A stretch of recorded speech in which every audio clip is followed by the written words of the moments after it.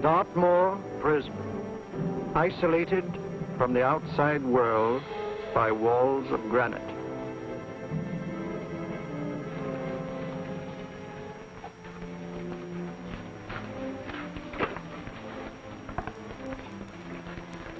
They say you could get out of here by merely telling what you know.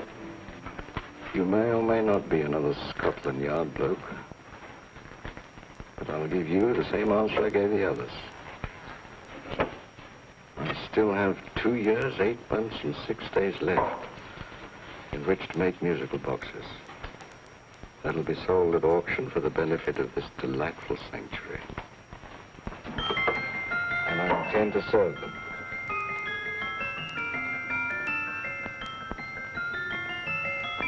Move along. And now we come to the next object on our list, or I should say objects, because there are 3 of them. Now, ladies and gentlemen, these can be bought together or separately. Now, these beautiful little musical boxes only arrived this morning, and I didn't intend to put them on the auction block until later, but I'm going to sell them now. So, good friends, as our old pal Mark Antony used to say, lend me your ears. And what do you hear? Right. The beautiful tinkle tinkle of a musical box. What a lovely trinket. What a beautiful gift. Created and made by loving hands. A thing of beauty and utility. I was going to start with £5. It's a bargain, £5. Do I see any hands? If there's a connoisseur in the house, we'll go £3 for it. £2. £1. 10 shillings. Thank you, sir. Ladies and gentlemen, 10 shillings is offered for a musical box you couldn't buy anywhere in London for less than £5. It'd be stealing to let it go for 10 shillings. Like taking milk from a baby. All right, we're selling for 10 shillings. 10 shillings, 10 shillings is offered, 10 shillings is offered, 10 shillings is offered. Will anybody give him £1? Will we £1? I want someone to give me £1. £1 is offered, £1 is offered, ladies and gentlemen, £1 is offered. It's against you, sir. Will you go to £2? We go to £2, sir. £2. £2 is offered. £2 is offered. Going once. Twice. Third and the last call. Sold to the gentleman for £2. Sorry, my dear. Now, ladies and gentlemen, comes the opportunity to purchase an exact duplicate of the beautiful little musical box just bought by this gentleman for the ridiculous low price of £2. Oh, it's exactly the same. Exactly the same. Made with the same hands. You hear that? Isn't that lovely? That tinkle, tinkle, tinkle, tinkle. Sounds like Bow Bells to me, you know, with little angels pulling on the ropes, eh? Who'll give me £2 for it? Who'll start me with £2? Will anybody start me with £2? Oh, come, ladies and gentlemen. You know, from your enthusiasm, we might all be in Scotland instead of London. Please buy it for me, Daddy. £2, certainly not. We all might be in Scotland. Besides, I don't like his manner. £1, 10 shillings. £1. £1 is ours. £1 is offered. £1 is offered, going £1. Any advance? Going once, going twice. The third and the last call. Sold to the lady for £1. Smart bidding, my dear. Thank you. We come to the third and last of these beautiful little musical boxes. Exactly the same. Tinkle, tinkle. Isn't that lovely? Ladies and gentlemen, I don't bring you here to gull you and swindle you. This is the exact replica of those 2 I just sold before.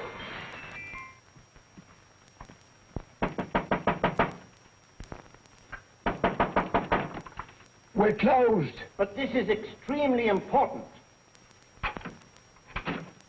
Come in, sir, come in. I'm sorry to disturb you, but I was unfortunately delayed from arriving in time to bid on certain articles which I was rather anxious to obtain. Or perhaps they weren't sold, sir. We are carrying several things over. What might the articles be, sir? 3 identical musical boxes, about so large. Oh, I'm sorry, sir, but they were sold. Pity you weren't here to bid on them. They didn't bring anything like the real value. I'm most anxious to obtain them. I wonder if your records would show who the purchasers were. Oh, we don't usually give out that information, sir. For certain, shall we say, sentimental reasons, I'm most anxious to get in touch with the purchasers. I'd be willing to pay, shall we say, £5.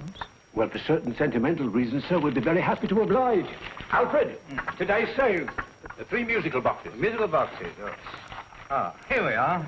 The first purchase for £2 from Mr. Julian Emery, 52 Portman Square. Write this address down, Alfred. Yes, sir.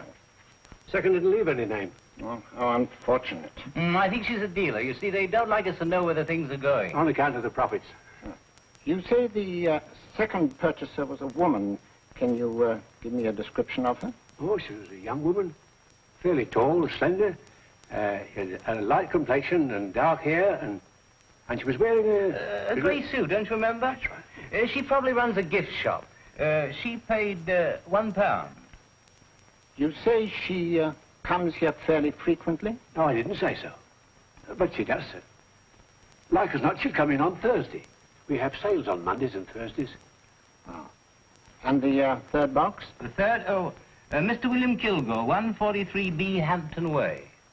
For 10 shillings. Quite a drop from £2. Mr. Kilgore was a Scotchman. Oh.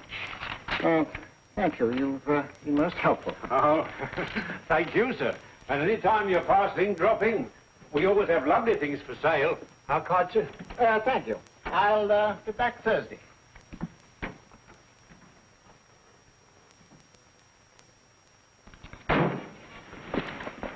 The message reached us too late. Musical boxes are being sold. Well, let's get out of here.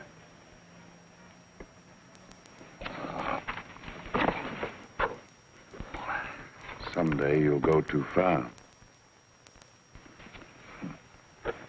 Reaching for a star, you fool. Yet a fool may touch a star, Colonel Cavanaugh, if he but reach high enough. But not possess it as you would. The musical boxes, they're being sold. What a pity for you, my dear Colonel. Is it my fault that the message reached us only an hour ago? Is it my fault that they were sold? You can't hold me responsible for that. Hope for your sake you're right.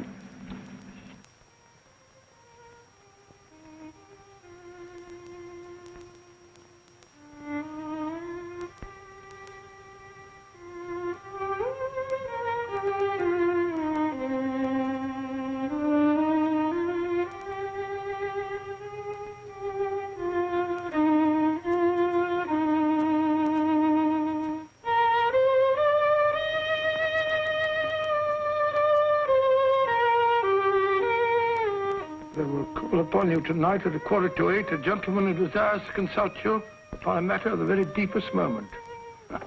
Remember that letter, Holmes? It was written over 2 years ago. An interesting case. Devilishly interesting.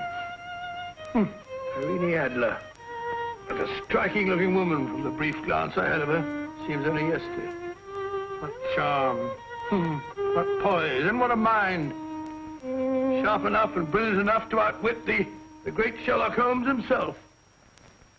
I take it the new issue of the Strand magazine is out, containing another of your slightly lurid tales. Indeed. What do you call this one? I call it A Scandal in Bohemia. Not a bad title, eh? If you must record my exploits, I do wish you'd put less emphasis on the melodramatic and more on the intellectual issues involved. What do you mean by that? Well, I do hope you've given the woman a soul. She had one, you know. By the woman, I suppose you mean Irene Adler. Yes. I shall always remember her as the woman.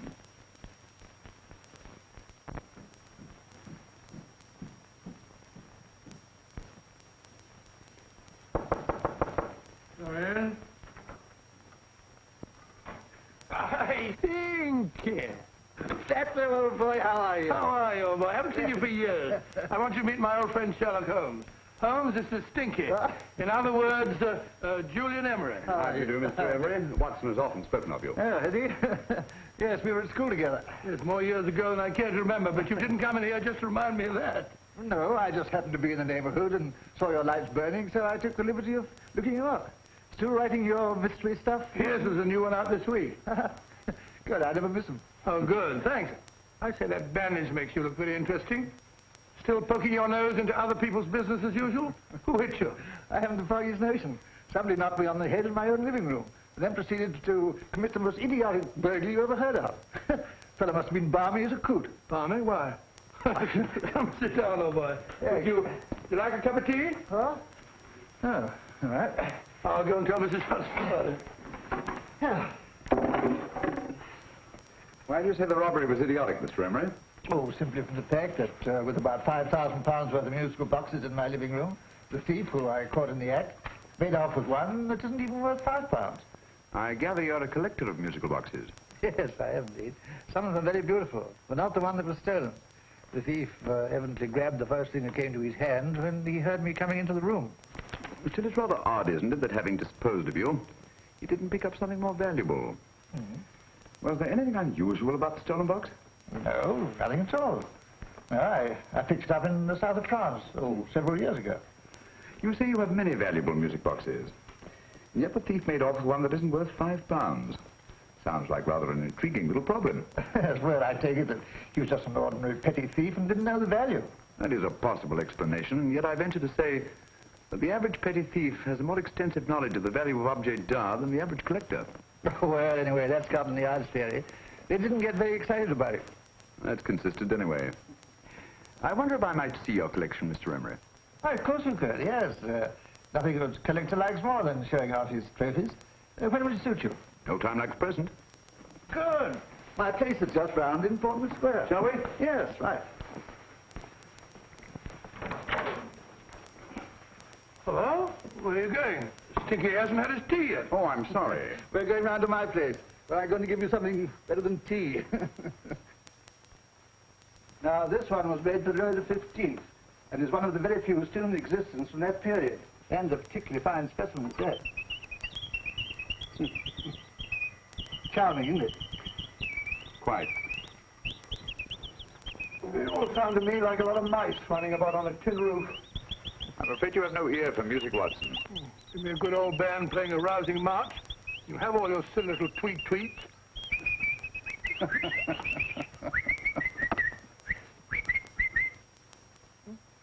No room. Just a minute.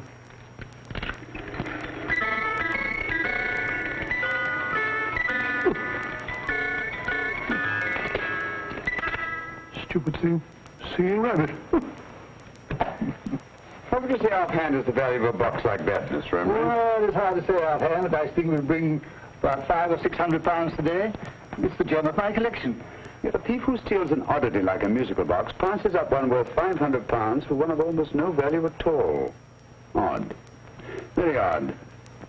What was the stolen box like, Mr. Emery? Oh, just a plain wooden box about so big. Mm-hmm. As a matter of fact, I have one over here almost exactly like it. I picked this up yesterday at an auction room in Knightsbridge. Paid only £2 for it. Of course, I wouldn't in the ordinary way add one like this to my collection, but the tune intrigued me.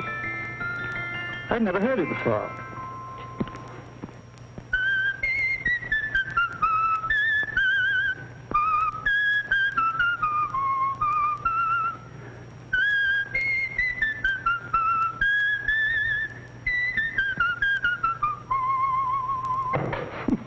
You have a remarkable ear for music, Holmes. Rather an unusual melody. Sit down, Will. Thanks. You say you bought that box at an auction sale yesterday? Yes, the Gaylord auction rooms in Knightsbridge. Mm-hmm. Run by old, what's his name? Crabtree. That's the man. At what time was the robbery committed? Oh, about 3 o'clock this morning. You know, Mr. Emery, that box and the robbery might well be cause and effect, especially since you say that the stolen box outwardly resembles this one a great deal. And, Scotland Yard were not particularly interested, eh? Oh, yes, but I wouldn't blame him for that, especially as I told him I was quite unable to describe the thief, except, of course, for the fact that it was definitely a man. All you remember is that you came in here and someone struck you on the head. Yes, and the next thing I knew, my man was trying to revive me. It might be wise for you to put that box away somewhere and lock it up. Oh, I don't think that's necessary. Besides, everything's insured. Well, at least if any further attempts at robbery are made, I'd suggest that you call the police, rather than running into any personal danger. Oh, come, Holmes, aren't you being a bit of an alarmist? Possibly. Well, Mr. Gray, with old Stinky. Seems to me you are making rather a mountain out of a molehill. Molehill is the word, old boy, and it's time you were in bed. Thanks so much for letting us see your place. Now, it's been glad meeting you. Holmes, I can't understand why you were so mysterious. Seems to me the petty thief explanation was the only sensible one. Really? I can't see how you can believe it was anything else. I didn't say I believed it to be anything else. The petty thief theory is the obvious one, I grant you. However, it's often a mistake to accept something as true merely because it's obvious.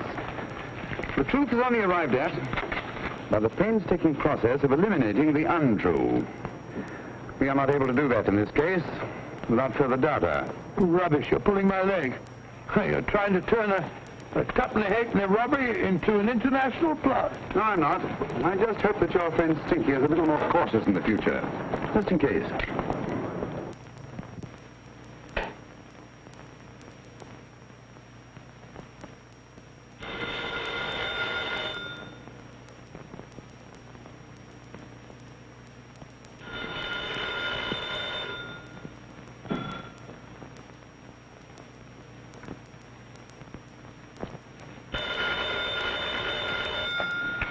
Yeah? Yeah? Julian Emmerich here. Who? Of course I remember you, Mrs. Courtney. Yes. Yes, you're the one bright spot at that appallingly dull affair of Lady Sansa's. Huh? Of course it isn't too late to come around. Yes, I shall be delighted to give you a drink. I tell you what, come straight up and I'll leave the door unlatched. Right, well, 15 minutes? Good.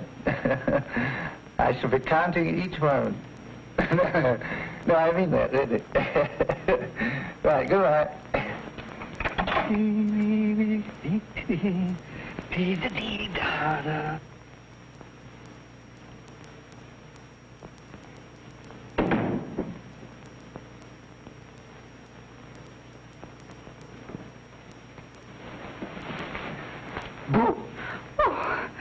You startled me. Did I? Yes. Must be the pixie in me. I know I shouldn't have called you so late, but I was at a party just around the corner, and I remembered your invitation to see your collection of musical boxes. My dear Mrs. Courtney, the pleasure is all the greater for being so unexpected. My friends call me Hilda. Thanks. Mine call me Stinky. Stinky, how quaint. Oh, what a perfectly wonderful collection of musical boxes. You know, when you told me you had a collection, I had no idea it was so attractive. Yes. They appeal to the ear as well as to the eye. Oh, what a plain little one. Why, it looks just like a country cousin amid all this grandeur. No. You mustn't underestimate the country cousin. Only last night a burglar broke in here, and with all these to choose from, went off with one very much like it. Really? Yes, I don't mind the loss of the box so much, but I do resent this crack on the skull. But it makes you look so interesting. Oh, do you think so? It's funny, that's what old Fatso said. Fatso? I mean, Dr. Watson. He was here this evening with a friend, Mr. Holmes. He's interested in my collection, too. Sherlock Holmes? Yes. Do you know him? I've heard of him. Yes, he seems to think I'm in some sort of danger. What a haunting tune. It takes me right back to my childhood. Really? You know, it's odd that you should be interested in that particular musical box. Odd? Why? Because Mr. Holmes is also interested in it. He may have been more interested in the tune than in the box. My dear, yes, that's right. I remember now. He whistled it note for note, having heard it only once. Really? He must be a remarkable man. Bit of an alarmist, if you ask me. Don't you believe in warnings? Of course not. Who'd want a box like that? I would. You're not serious. Oh, but I am. Well, you put me in a very awkward position. I'm a collector, you know.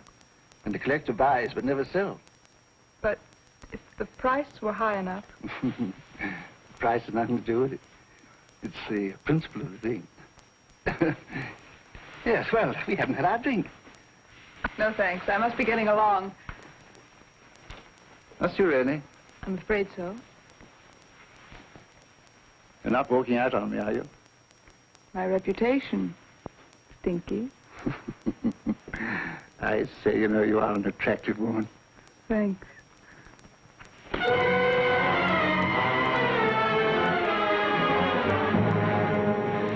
You fool. I told you to wait outside.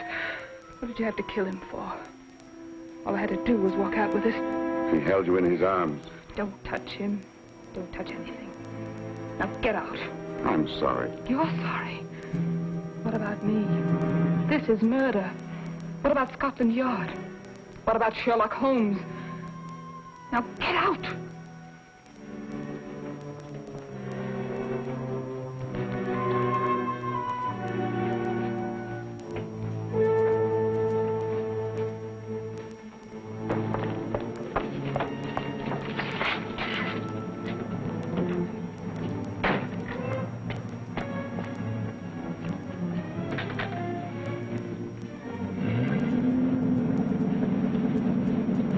you get it?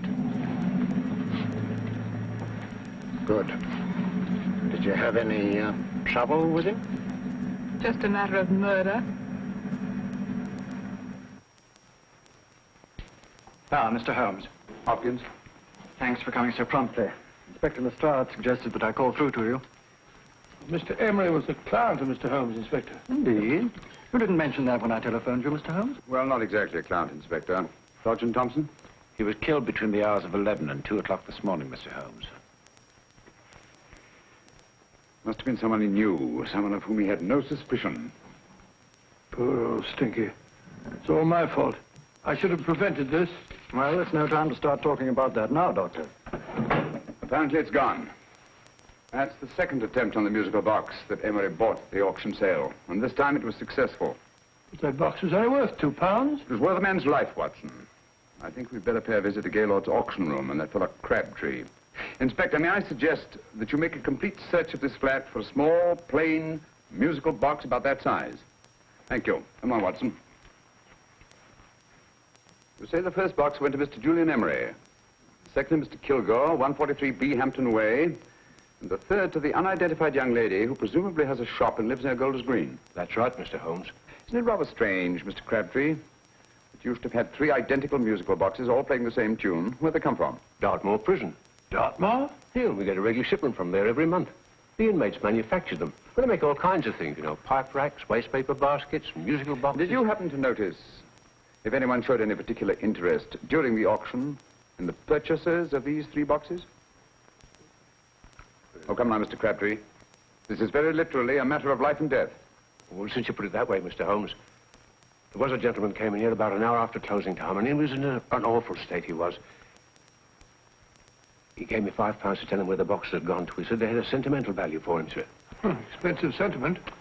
Can you describe him? He was tall, distinguished looking, and he had grey hair and a moustache. He was quite a gentleman, sir. What was his reaction when you were unable to supply him with the address of the young lady who owned the shop? I told him the young lady usually come back on Thursday. He said he'd come back on Thursday. Now, that's tomorrow. Thank you, Mr. Crabtree. You've been very helpful. Thank you. Come along, Watson. Where are we going now, Holmes? To the home of Mr. Kilgore, the man who bought the third box.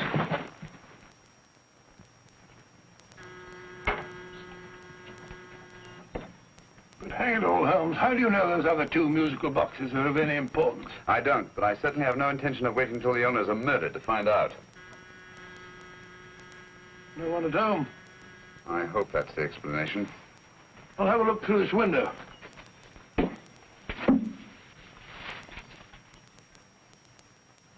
Doesn't seem to be anyone there. The whole place seems deserted as far as I can see. Yes. Mr. and Mrs. Kilgore at home? No. When do you expect them? Oh, in an hour or so.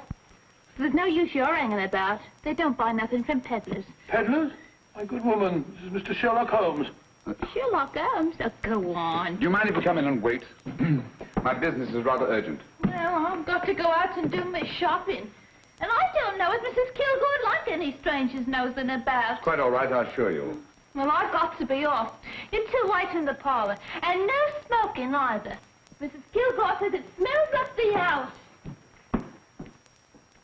Funny old girl, Holmes.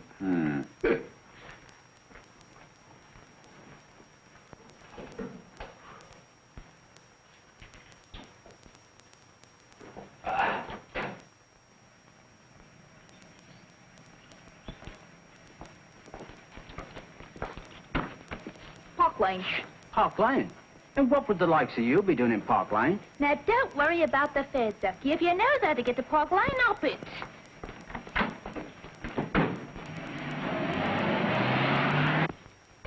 You know, Holmes, I've been thinking. There must have been something hidden in that box of old Stinky's. Stolen jewelry, possibly. What's up, Holmes? Listen.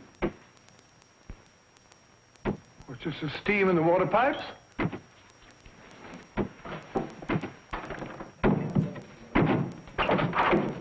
Watson! Great Scott! Come on, Holmes. Get on the chair here. It's all right, my dear. There. Now, don't worry. It's all over. There you are, dear. Don't cry anymore. She tied me up and shut me in the cupboard. I know. She won't come back. Did you show her your new musical box?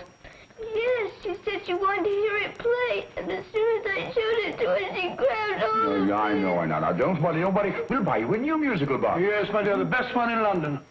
Watson. Oh, what a fool I've been. What do you mean, Holmes? She took the musical box out of this house in that market basket, right under our very noses. Why could the Kilgore charwoman want to take the music box? She isn't a Kilgore charwoman. She's a consummate actress. An extremely clever, unscrupulous woman who will stop at nothing. Take care of the child, will you, Wolfella, till her parents get back. Explain everything to them. Of course I will. But, Holmes, where are you going? Somewhere, somehow, I must get to the young lady who bought that third musical box before our opponents find out. I only hope that I won't be too late. Oh, no. No, darling, you mustn't cry anymore. Now, cheer up. Would you like to hear old Uncle make a noise like a duck?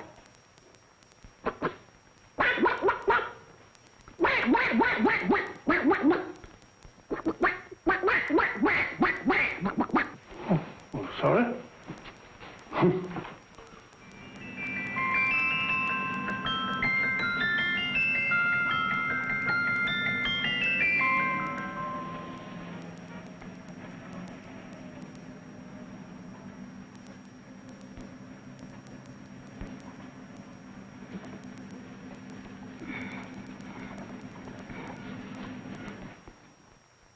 Now, ladies and gentlemen, how much am I offered for this beautiful lace Dresden china figurine? A lady of the French court. Now, this is the genuine article. What a beautiful ornament for your mantelpiece. Or you could use it as a centerpiece on the dining room table. Now, will somebody start me for £10? Will somebody start me for £10? £8? £7? All right, £5 is offered, £5 is offered, £5 is offered, £5.10, £5.15, £5.15. £6 is offered, £6, going once, going twice. The third and the last call, have you all done? Sold to the lady from Twickenham for £6. Next, we have a real museum piece, ladies and gentlemen. A fine 19th century doll. A costume and exact replica of the holiday clothes worn by the Hungarian peasant women. Now, ladies and gentlemen, an article like this would cost you from £15 to £20 in a West End shop. I'm not going to ask for anything like that. Who'll give me £2 for it? £2. Anybody offer me £2? £2 for the Hungarian? £2? £1. What? Anybody give me £1? Anybody offer me £1 for the doll? £1 is offered, ladies and gentlemen. £1 is offered. Now, I'm not going to waste your valuable time or mine in trying to get one half of what this beautiful doll is worth. If the young lady can steal it for £1, that's her good fortune. So it's going once, it's going twice, the third and last call. Any more? Sold to the young lady for £1. And now, ladies and gentlemen, may I draw your attention to something which may be a great surprise to you, worthy of any collection. The only other one like it is in the British Museum. It's a Ming vase of the 7th dynasty. This vase lay in a large collection somewhere outside Rome for over 2 centuries, I understand. It was discovered there by the noted antiquarian Sir Andrew Coppleston. Now, some of you may remember Sir Andrew Coppleston. Besides being a noted traveller and antiquarian, he's also a gentleman rider.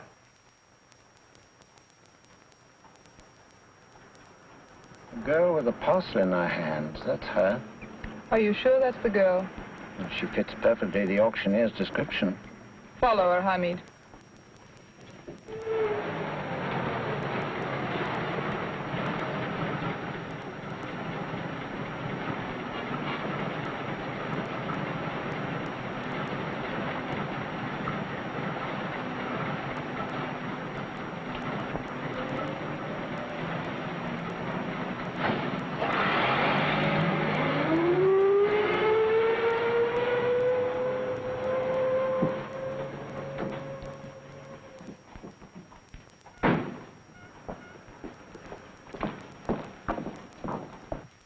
Lovely, dear. And only £1. We can get at least 3 for it. Easily. I'll go make some tea. I could do with a cup. Right.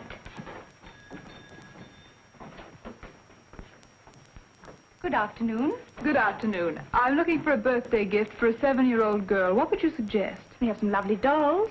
Now, this Hungarian I think she has enough dolls already. Books are always welcome. Well, I'm looking for something a little different. Oh, that's rather cute. What is it? Well, that's a musical box. Children always love them. And this is an exceptionally nice one. It plays many tunes.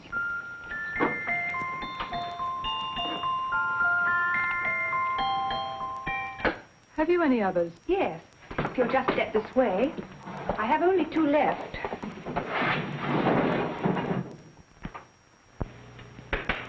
How nice.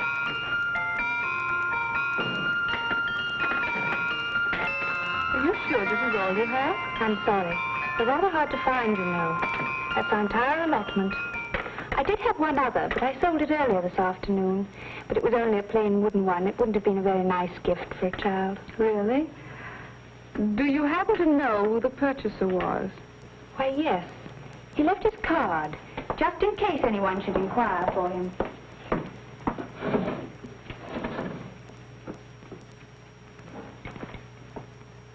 How interesting. I'm sorry, but I'm afraid I'll have to look a bit further. Thank you anyway. Good afternoon. Thank you.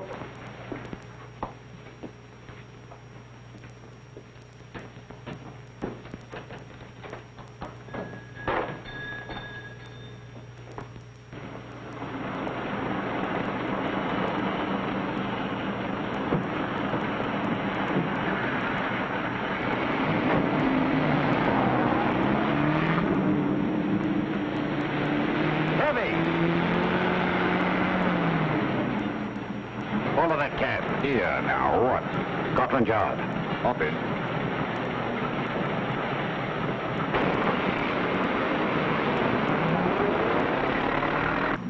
Sherlock Holmes.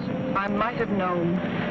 We thought we were the hunters, instead of which we're the hunted. We've been fools. We played right into his hands.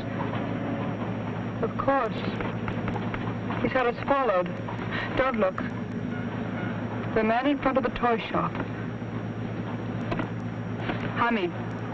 Turn sharp right at the next corner and again at the next.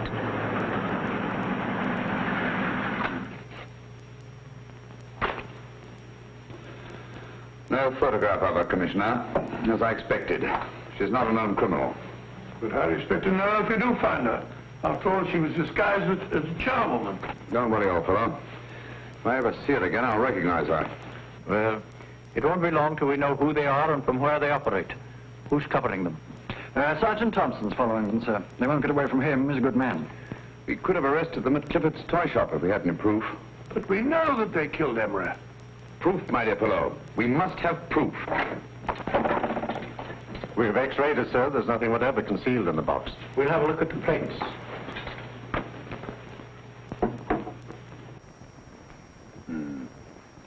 There must be some clue. And it's probably so obvious that we've all overlooked it. Seems to me we're up against a bunch of lunatics. Not lunatics, my dear fellow. Extremely astute, cold-blooded murderers. What can these little musical boxes have in them that's so important? Don't forget, they were made in Dartmoor prison. You can smuggle stuff into prison, but not out. You want us to break the box apart, sir, to see if there's anything the X-ray hasn't caught? No, not yet. Do you mind if I take it? Certainly. Thanks.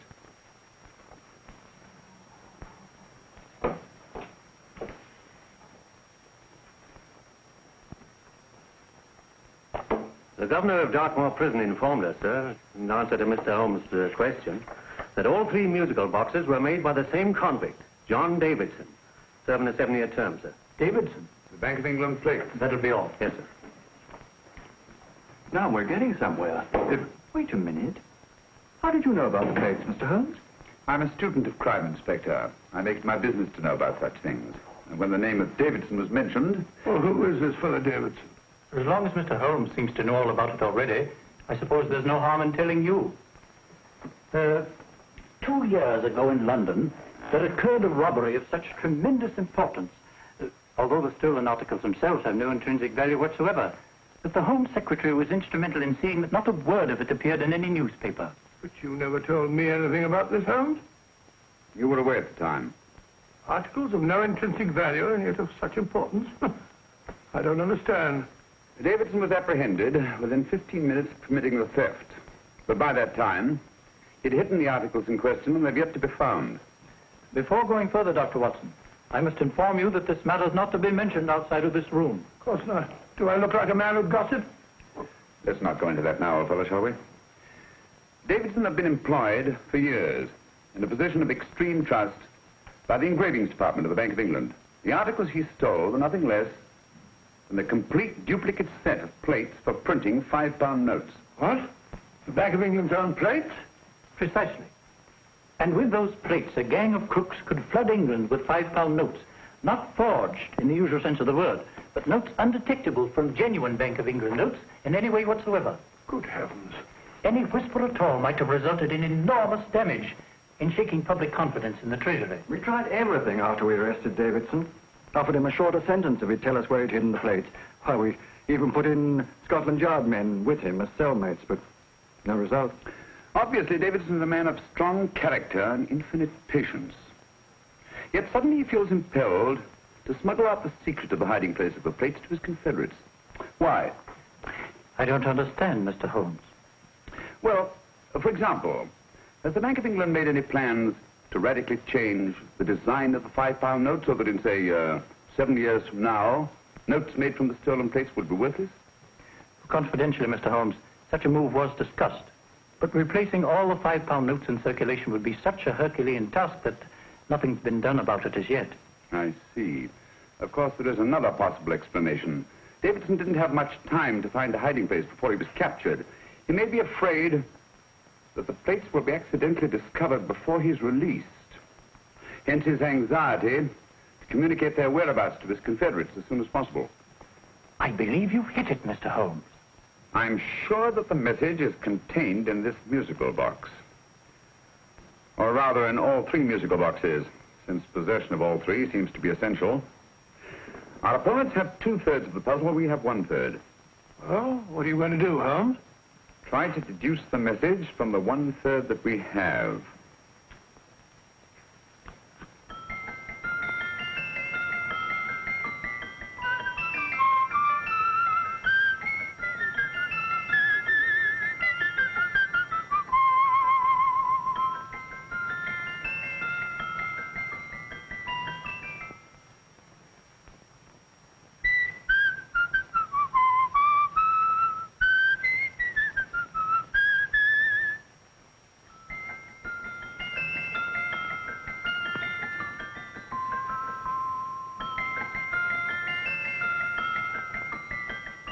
It's the same tune as the one played by Emery's musical box.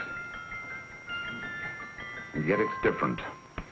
Sounds the same to me. The tune. Somehow the tune is the key to the mystery. It must be the tune. Otherwise, why use 3 musical boxes to convey the message? Why not collar boxes or shoe boxes? Yes? Oh. It's for you, Inspector. Oh, thank you, sir. Inspector Hopkins speaking. What? Where? Golders Green Station reports they've just found Sergeant Thompson's body. From the tire marks on his clothes, he was apparently run over by a taxi. What an unfortunate accident. Not an accident, my dear fellow. I'm afraid it's murder.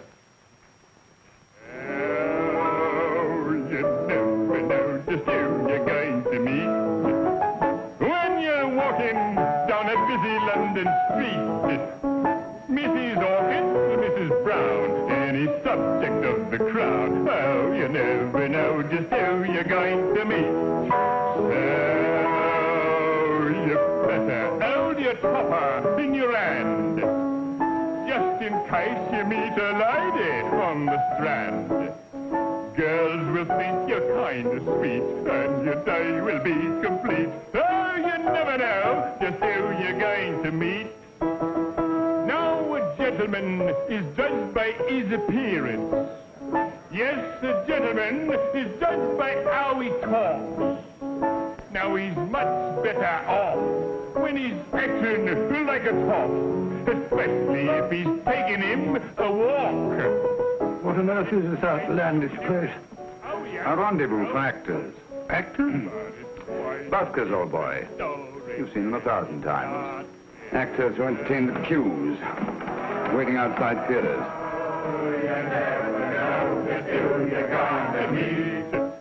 When you're walking down a busy London street, so you better wear your best, go aside to look your best, 'cause you never know till you're gonna meet. Oh, you better keep your manners right in view. Just in case the lie gives a how you do. Keep your trousers in a pleat, shine your shoes and keep them neat, 'cause you never know just who you're gonna meet. Blimey. Mr. Holmes. How are you, Joe? Never met him.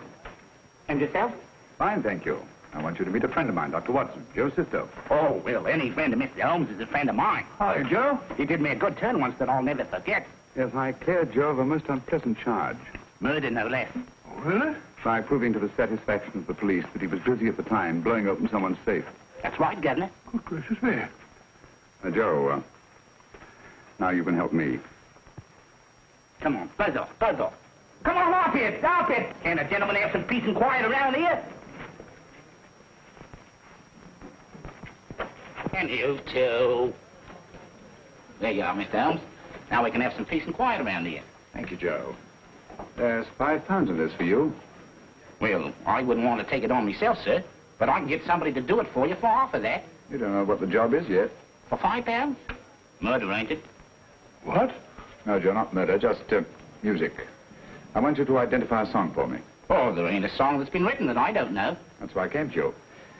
Of course, the violin is more my instrument, but, oh, well. Here we go. Now listen to this, Joe.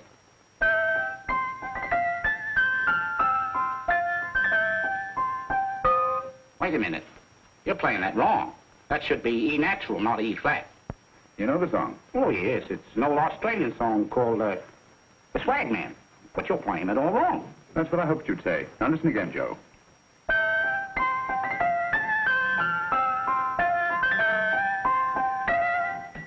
That's the same tune, all right.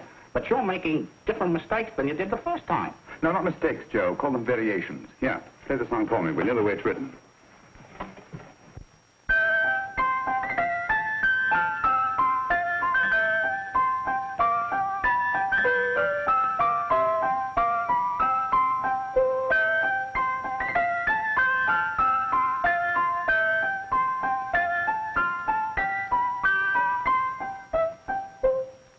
There you are.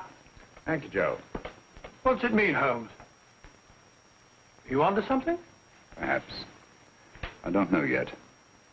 It's probably a code of some sort. Joe? Could you write the song down for me?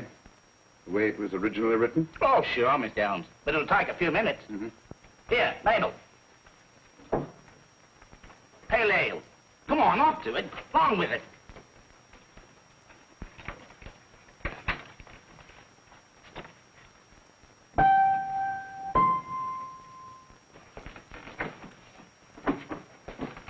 Well, obviously it isn't the lyrics. No combination of those words made any sense at all. The variations in the way Emery's musical box played the tune are different from the variations in the one we have. You sure? Quite.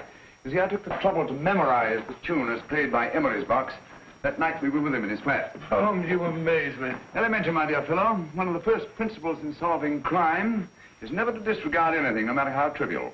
Why are 3 boxes? Why not 1? Because the message was obviously too long to be conveyed by any one variation. Then there's the 3rd box, the one that woman took from the Kilgores. That contains yet another set of variations. Yes, well, it's all beyond me. Well, all we have to do now is to find the secret of the variations. Not a very easy problem to solve, my dear fellow.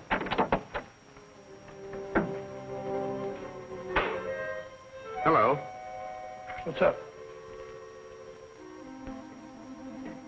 We've had company.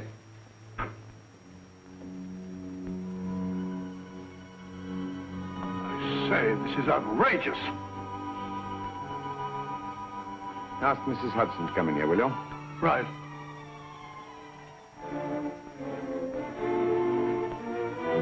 Mrs. Hudson? Yes? Oh, there you are. Will you come up here at once, please? Oh, coming, sir.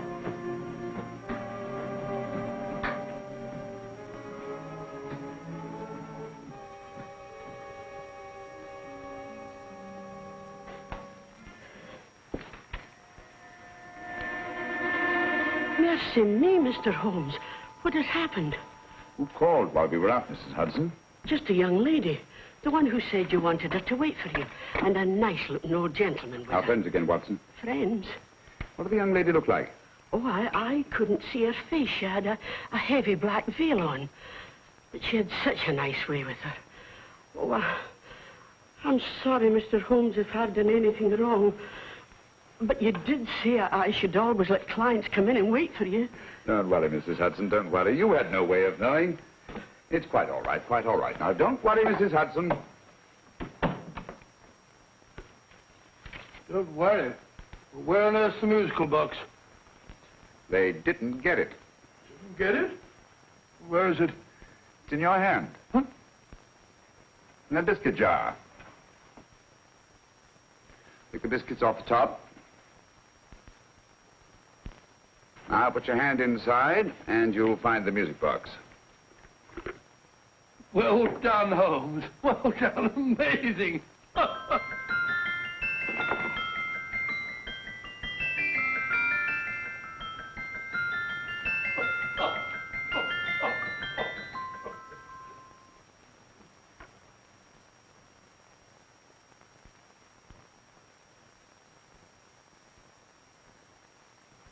Whew.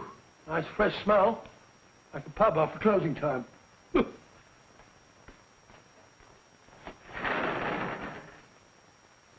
I say, Holmes. What? This morning. Allow me to congratulate you on a brilliant bit of deduction.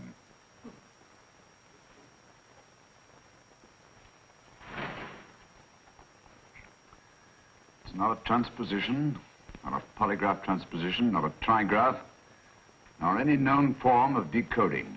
How about the Morse code? Have you tried that? Yes, at about 3 o'clock this morning. I'm sorry, old man. I was only trying to help.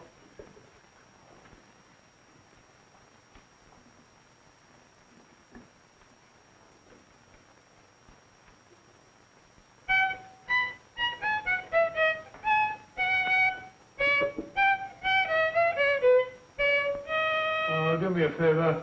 Not again. Must have heard that thing 1,000 times. Kept me awake all night.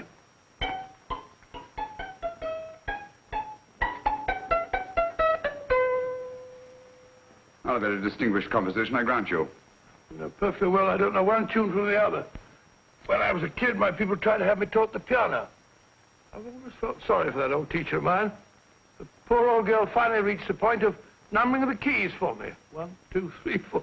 Even then, I never progressed beyond... Numbering the keys, Watson. The 19th key of the keyboard is the 19th letter of the alphabet. S. Here. Write it down when I give it to you, old fellow, will you? First altered note. Write S first. Now, the 8th key is H. The 5th key, E. The 12th key, L. The 6th key, F. S-H-E-L-F. Shelf. Your piano lessons were not in vain, old fellow. You've solved it. Thank you. Thanks, old bean. Hold it. We now have 2/3 of the message. Behind books, 3rd shelf, secretary, Dr. S. Presumably, these are the first and second portions of the message. And this gang has the first and third parts of it. Precisely. Then it's a stalemate? Yes, Commissioner, but we can't leave it like that. There's no doubt in my mind that they'll try to secure our third of the message that's missing. Well, I assume you've taken every precaution to guard the Clifford music box. Oh, yes, it's carefully hidden at Baker Street with Dr. Watson on guard. However, I'm reasonably certain that, difficult as it may be, we can find the plates even without the missing part of the message. Behind books, 3rd shelf, secretary, Dr. S. Well, outside of the fact that Davidson hid the Bank of England plate somewhere in London, Mr. Holmes, I don't see that we've progressed at all. Allow me to point out to you, sir, the key words, Dr. S. It looks as if the plates were hidden in the house of the doctor. Whether S stands for his first or last initial remains to be determined by a process of elimination. Well, there must be 10,000 doctors in London with S for a first or last initial. Precisely. And every one of them will have to be questioned in person. That's why I say this is a task for Scotland Yard. It's a task, all right. But Scotland Yard has searched worse haystacks and found a needle. Well, for the time being, I'll leave the matter in your hands, gentlemen. We'll call you if and when we get a lead on our mysterious Dr. S. In the meantime, I intend to follow up a little clue concerning a cigarette.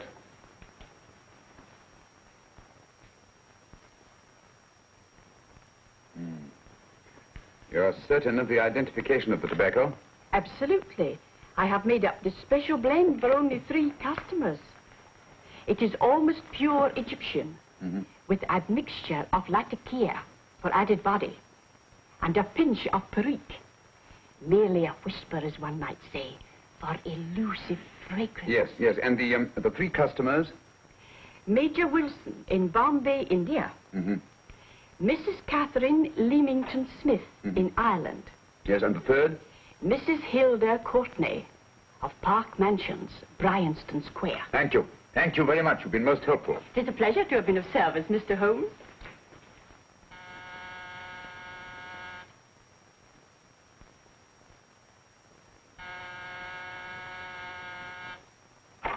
Yes? Mrs. Courtney? Yes. My name is Sherlock Holmes. Oh, do come in. Thank you. I've heard of you, of course, Mr. Holmes. I believe we have a mutual friend in Sir Edward Brookdale.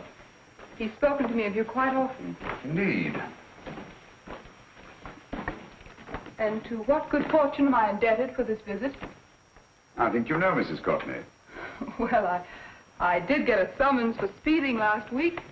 But outside of that, I don't think I'm of any interest to the police. Oh, come now, Mrs. Courtney. You seem to forget that you and I have met before. I'm sorry.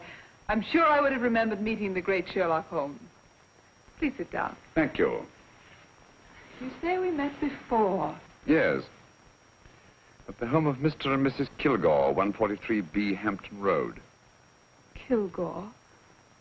I don't think I know anyone of that name. Well, I didn't say you knew them. As a matter of fact, you called on them when they were out. I don't understand, Mr. Holmes. Really? You were dressed rather differently. Indeed. Cigarette? Thank you.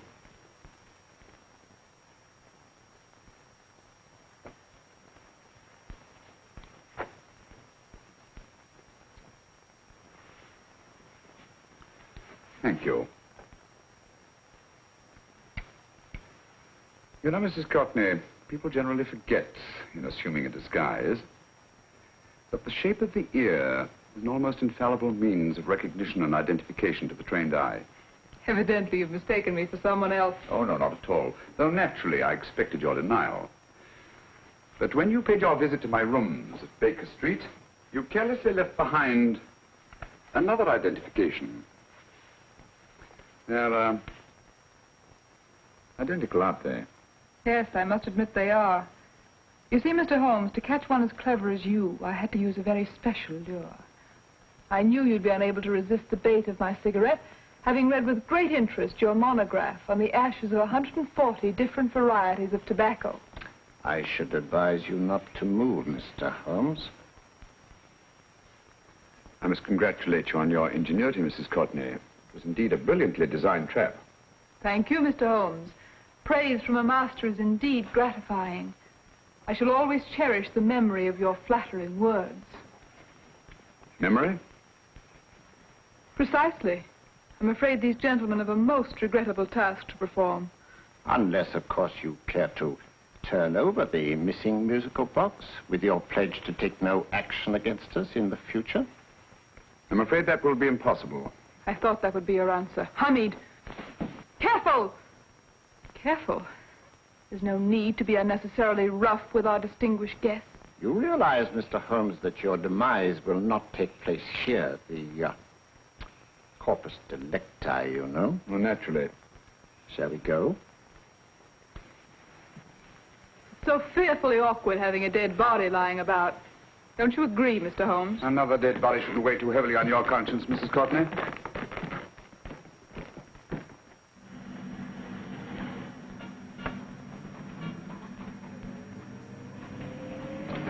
You mind if I have a cigarette? Ah, don't see why not.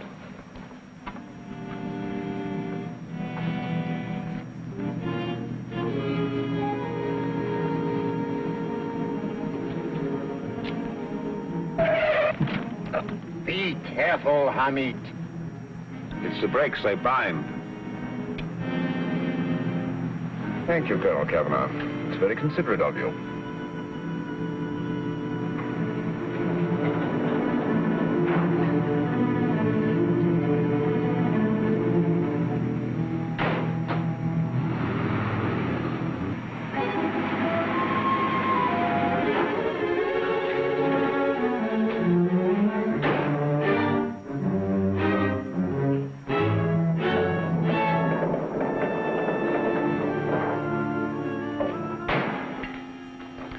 You'll be happy to know, Mr. Holmes, that your death will be a painless one.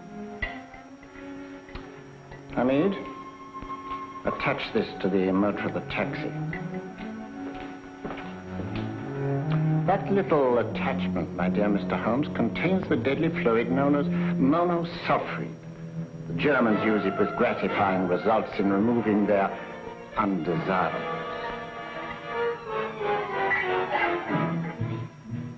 Start the motor.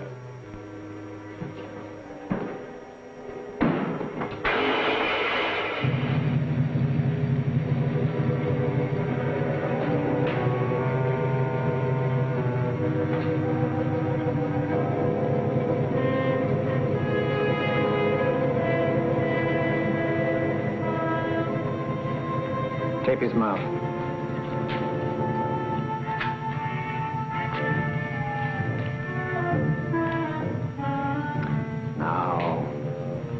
Up with him, Hamid.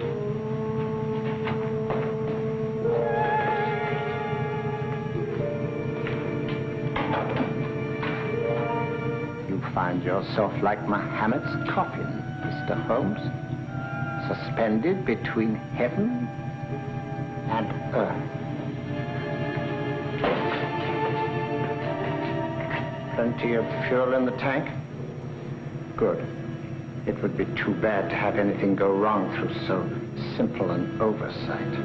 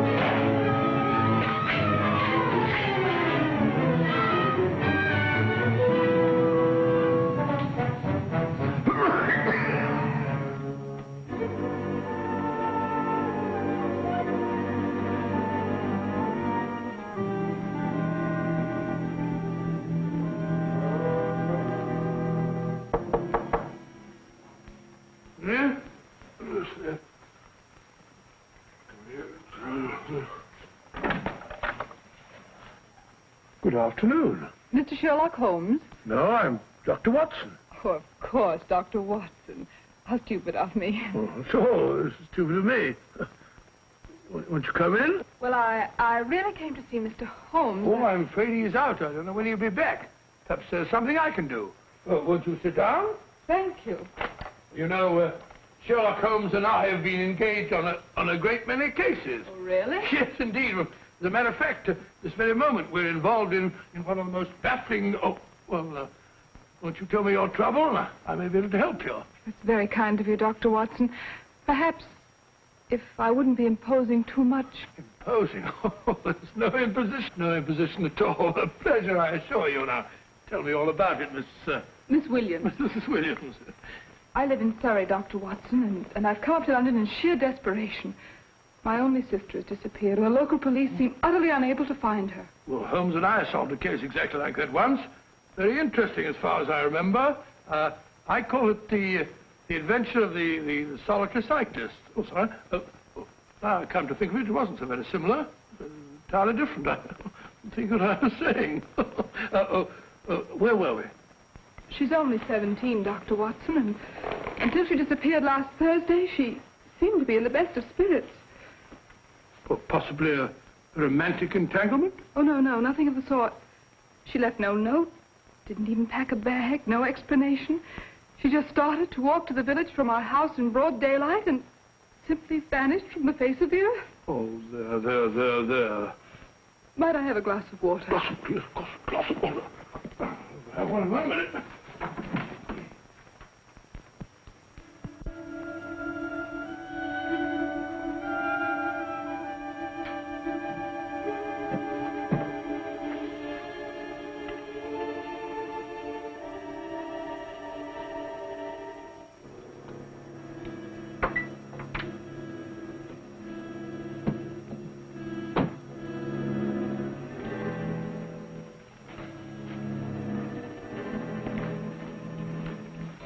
There you are, my dear. Thank you, Dr. Watson. No, you're not to cry anymore. You must pull yourself together. Oh, I feel much better already knowing that you're going to help me. Oh, Dr. Watson, look! Good heavens!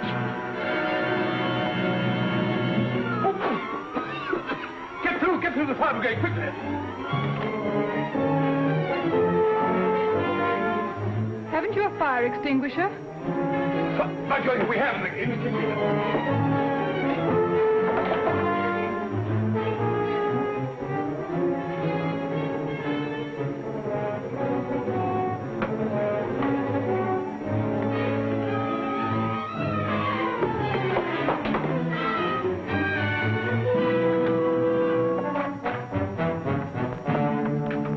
Don't you worry, Miss Williams. We'll have this thing out in no time.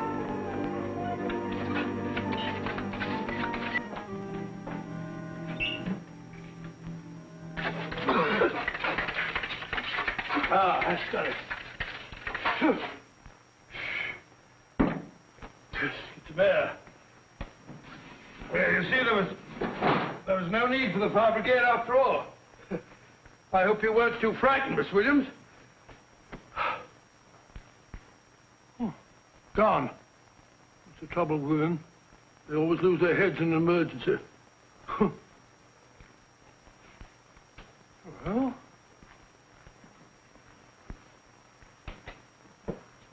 a musical box. Great Scott! Miss Williams!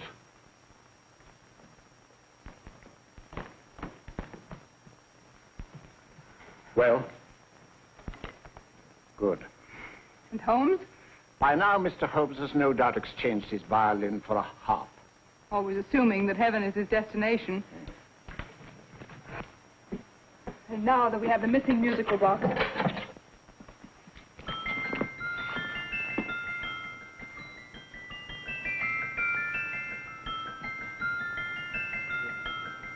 "19th note. 19th letter." Yes. He hasn't been there, you say? Holmes, where on earth have you been? I've been trying to get you at the club, at Scotland Yard, all over London. You're looking for me in the wrong places. Holmes, terrible things happened. I've been duped. That woman, she made a complete fool of me. Oh, what do you mean? Well, she came here, let off a smoke bomb. I thought the whole place was on fire, and my first thought was to save the musical box. No need to say any more. She has the box. Yes. Don't blame yourself too much, old fellow. She's an extremely clever antagonist. Smoke bomb, you said? Well, you can console yourself with the thought that your charming friend is at least a reader of yours. What do you mean? If I remember correctly, you wrote about my little experiment with smoke and the cry of fire in a story you entitled A Scandal in Bohemia, which has just appeared in the Strand magazine. All right, old boy. Don't rub it in. Well, it may cheer you up to know that you made a fool of me, too. Ah, that cigarette stub was planted here for one express purpose. We're going to bandaging around this place. Bandaging? What's the matter, Holmes? You hurt? Explanations will have to wait until later. At the moment, we're faced with a problem which I fear is insurmountable. Come over here, old boy, will you? Right. Our opponents are in possession of all three parts of the code. And here are we, while the Bank of England plates pass into their possession. Cheer up, old fellow, cheer up. As Dr. Samuel Johnson once said, there's no problem the mind of man can set that the mind of man cannot solve. What's that, old fellow? I was just quoting Dr. Samuel Johnson. He said there is Thank you, Watson. Thank you. Leaving the front reception room, we come into the main hall, where Dr. Johnson was in the habit of passing through to have his meager meals in the dining room opposite, in company with his friend and biographer, James Boswell. We will now pass up the stairway, which remains in its natural wood finish, just as it was when the good doctor was here.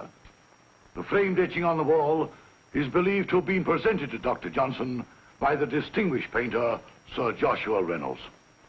I've been told here that that picture was given in by Mrs. Thrale, and it's definitely not a Reynolds. Is that important, my dear? Oh, I'm sorry. This way, ladies and gentlemen, please, this way. Move along, children, move along. The secretary's not on this floor. Patience, Hamid. I have a feeling My dear Colonel, with Sherlock Holmes out of the way, what could go wrong?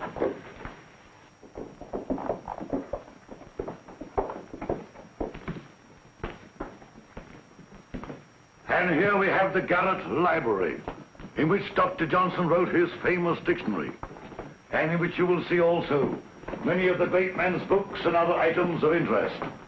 Step forward, ladies and gentlemen, please, step forward. Standing in the corner is the secretary, which contains many of the original works by the literary genius. On this table, Dr. Johnson's cat, Hodge, used to sleep while his master worked. A strange thing about this cat, ladies and gentlemen, was its love of oysters.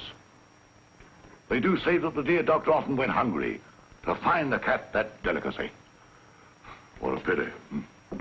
Now we will visit the grain room, which is immediately below us, in which you will see the very bed in which Dr. Johnson died. What did he die of? Gout. Just gout. This way, ladies and gentlemen. Mind the steps, please.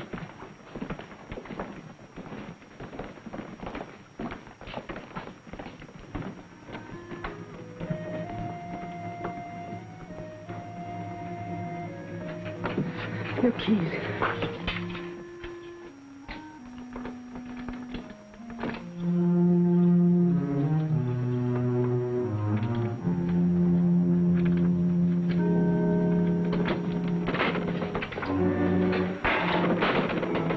Third shelf up.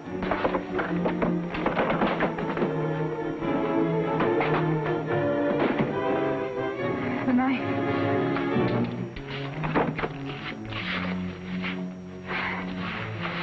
Gentlemen, the Bank of England plates. Well, Mrs. Courtney, so we meet again. No, I shouldn't do that if I were you, Colonel Cavanaugh. I must congratulate you, Mr. Holmes.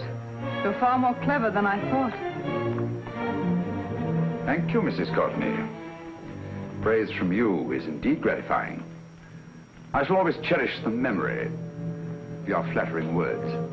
Memory? Oh, thank you. And now I have a most regrettable task to perform.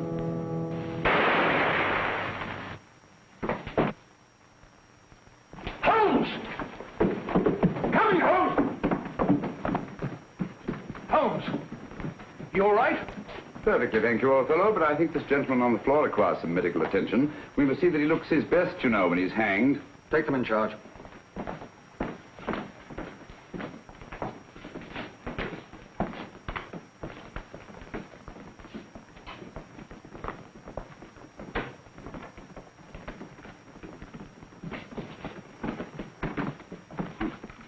A brilliant antagonist. It's a pity her talents were so misdirected. Will you see that these plates are returned to the Bank of England, Inspector? I still don't understand how you solved it, Mr. Holmes. It's entirely due to Dr. Watson. He gave me the clue when he mentioned Dr. Samuel Johnson. Well, congratulations, Doctor. Oh, thank you, Inspector. I don't think I'd have done it entirely without Mr. Holmes's help, you know.